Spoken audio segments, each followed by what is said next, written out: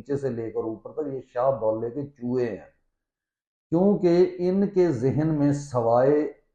ان کو، یعنی آپ کہتے ہیں انہوں نے غزوہ ہند لڑنا ہے، یہ جناب صرف اور صرف غزوہ جو ہے نا وہ جس کو کہتے ہیں ڈیفینس ہاؤسنگ اسکیم،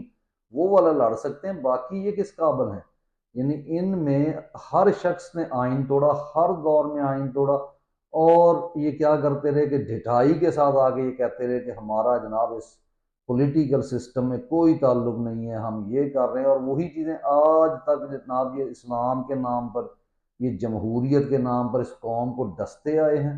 اور ایکچوئل آپ کو بتاؤں، یہ صرف وہ قاتل نہیں ہے کہ جنہوں نے وہ قتل کیے ہیں جیسے ڈی چوک، اس سے پہلے لاہور، کراچی، بلکہ یہ وہ لوگ ہیں جنہوں نے 25 کروڑ عوام جو اس وقت ہے وہ چلتی پھرتی لاشیں ہیں، اور ان کا قتل کس نے کیا؟ انہوں نے کیا، یعنی معاشی قتل، معاشی استحصال،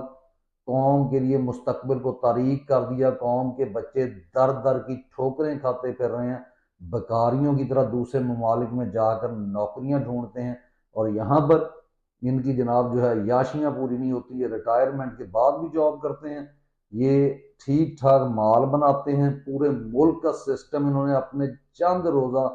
عیاشیوں کے لیے وہ بھٹی میں جھونک دیا ہے۔